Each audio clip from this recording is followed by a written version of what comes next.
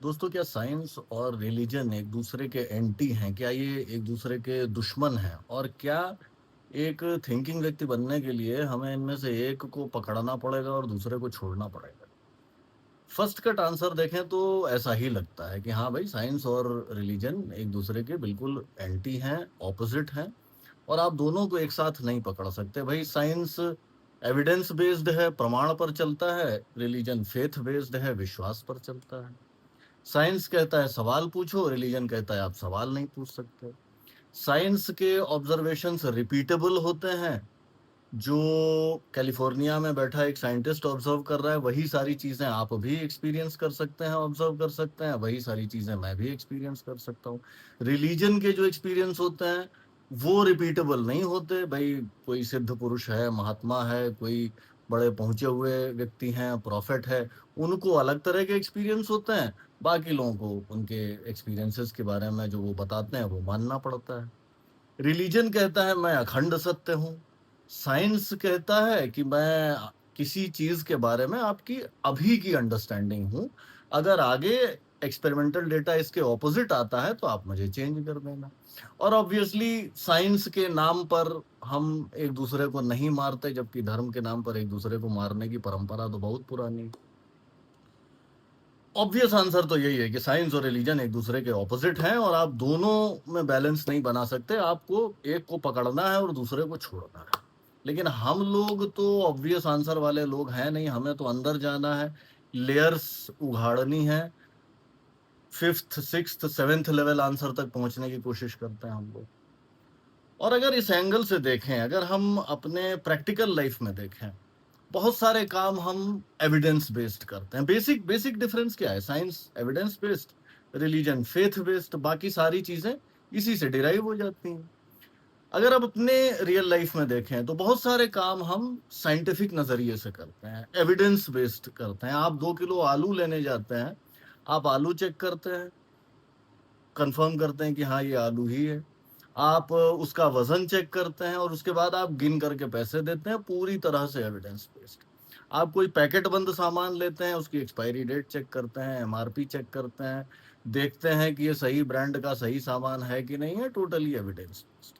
बहुत सारी चीजें हम ऐसी करते हैं जो पूरी तरह साइंटिफिक नजरिए पर बेस्ड होती हैं और पूरी तरह एविडेंस बेस्ड।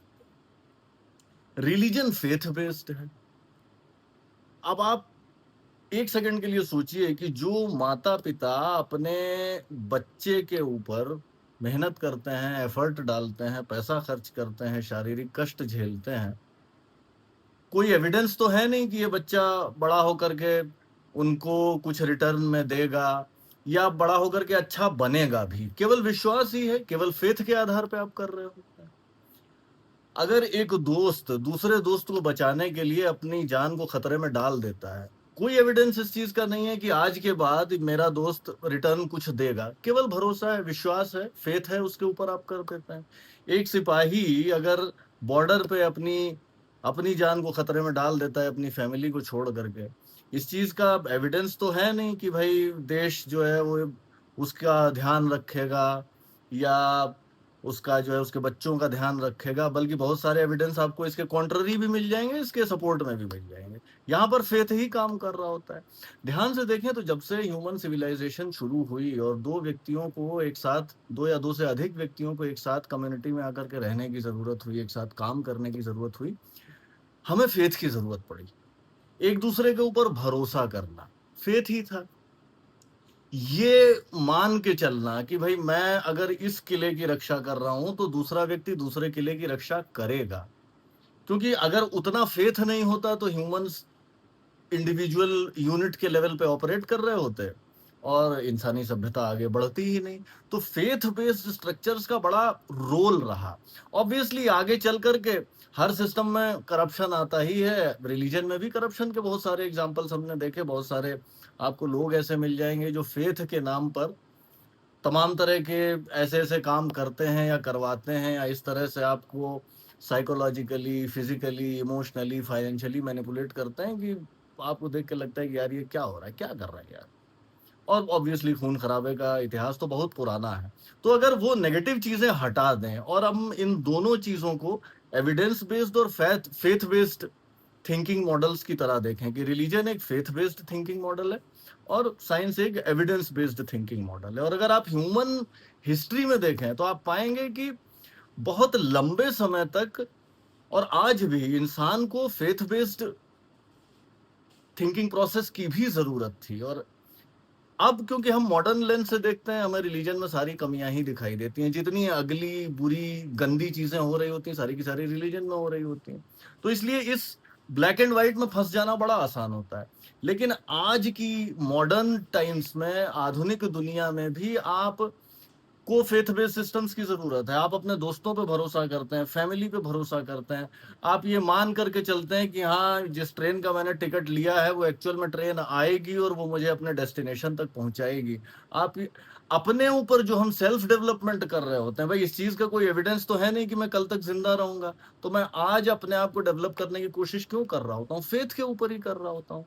तो फेथ बेस्ड थिंकिंग मॉडल और एविडेंस बेस्ड थिंकिंग मॉडल दोनों की अपनी वैल्यू है।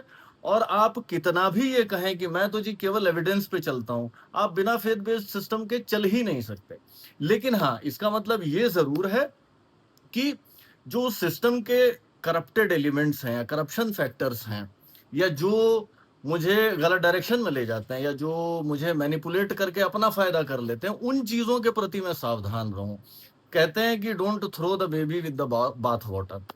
तो वो बिकॉज फेथ बेस्ड सिस्टम्स में करप्शन हमें काफी विजिबल दिखाई देता है, इसका मतलब ये नहीं कि हम सारे फेथ बेस्ड सिस्टम्स को उठा करके फेंक दें। क्योंकि फेथ बेस्ड सिस्टम्स को अगर आप टोटली रिजेक्ट कर देंगे तो लाइफ मुश्किल हो जाएगी। आप एज अ सोशल स्ट्रक्चर या as a codependent structure operate ही नहीं कर पाएंगे। क्योंकि कोडिपेंडेंसी हमेशा इस फेथ के ऊपर आधारित है कि भाई सामने वाला is also holding up to his part of the bargain.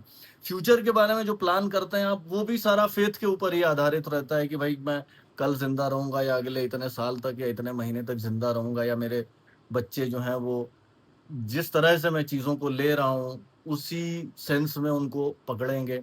या कोई भी तीसरा व्यक्ति है, मेरा बिजनेस पार्टनर अपना end of the bargain hold करेगा। तो ये जो इंटरडिपेंडेंसी है, इसको समझना बड़ा जरूरी है कि faith based system, evidence based system, ये दो टूल्स हैं। जैसे आपके टूल बॉक्स में एक रेंच होती है, एक प्लायर्स होता है, एक पेचकस होता है, उसी तरह के ये टूल्स हैं फेथ बेस्ड सिस्टम और एविडेंस बेस्ड सिस्टम। जिस समय पेचकस की जरूरत है आपको पेचकस निकालना पड़ेगा, और जिस समय प्लायर्स की जरूरत है आपको प्लायर्स निकालना पड़ेगा। जस्ट बिकॉज मेरे पेचकस में जंग लग गई है या मेरे पेचकस से एक बार मेरी उंगली कट गई थी, इसका मतलब ये नहीं कि मैं पेचकस को फेंक दूं और बोलूं कि पेचकस तो यूजलेस है। दोस्तों, ये समरी, रिलीजन और science, faith based thinking system, evidence based thinking system, दोनों टूल बॉक्स हैं, टूल्स हैं आपके टूल बॉक्स में। एक पेचकस मान लीजिए, एक को प्लायर्स मान लीजिए, दोनों की जरूरत है। जिस समय जिस चीज की जरूरत हो उस चीज को इस्तेमाल करना है। और अगर मेरे पेचकस में जंग लग गई है या मेरे प्लायर्स में जो है ऑयलिंग की जरूरत है, तो वो काम मुझे करना है। सावधान इससे रहना है कि ना तो मैं एविडेंस बेस्ड सिस्टम से अपनी उंगली काट लूं, ना मैं फेथ बेस्ड सिस्टम से अपनी उंगली काट लूं। आज के एपिसोड में इतना ही, जल्दी मिलते हैं अगले एपिसोड में, तब तक के लिए बाय बाय।